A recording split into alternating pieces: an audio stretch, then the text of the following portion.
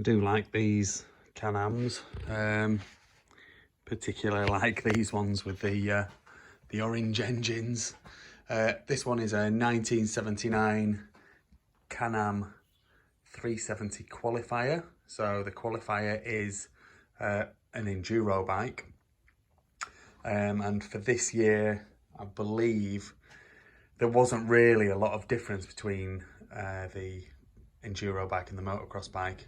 They both shared the majority of the components as each other, and so the only differences really would have been the gearbox ratios and the fact that it would have had lights and things like that on it, which this one clearly doesn't have at the minute anyway. But yeah, really nice bikes. This one does need love.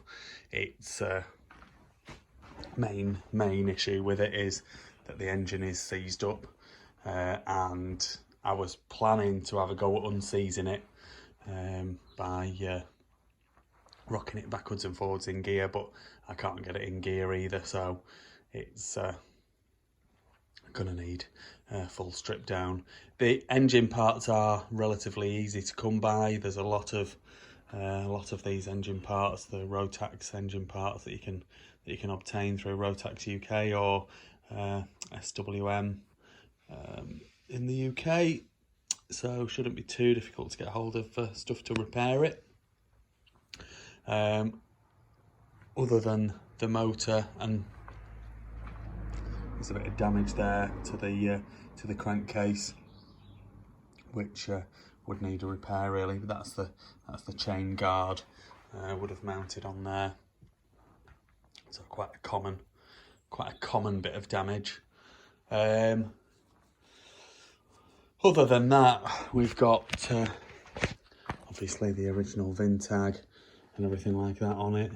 Got a slight bit of damage to the frame here, not a lot, but most of what's here is in reasonable nick really, certainly restorable. We've got an original front mud guard. It has got some cracks and splits in it and stuff like that, but that comes with the bike anyway. Got the original enduro sized tank, which just needs a right good polish up, and then maybe to find a better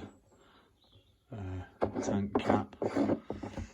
So polish up and stickers and stuff like that, and then as you can see, all of the throttles missing, and the switches and the controls all need bits and pieces sorting out with them. So it is a proper project. Front wheel looks to be in good order. Not seeing any dents or splits on it. And the front hub,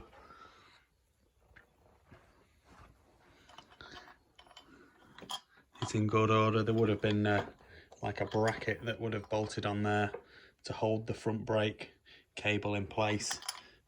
There's something missing with that bracket.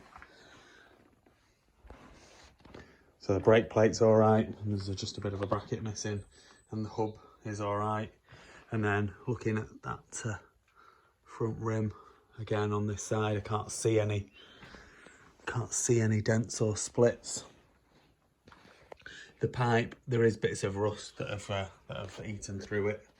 So whether you can repair that, certainly a good welder would be able to repair it, or whether you can find a replacement or build a replacement using that as like a pattern, would be up to you really.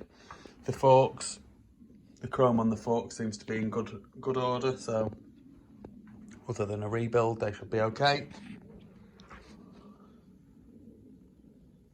The engine casings, other than that, bit of damage where the chain guard would have gone. The engine casings seem to be okay. Certainly no damage that I've seen on them. And the frame, you know, there's little bits of there's that bit of a dent on the other side, and there's a fraction of a dent there, but other than that, frame seems to be okay. Swing arm, someone's painted black, God knows why. The rear shocks, the chrome has gone through, so they'll need replacing with something else.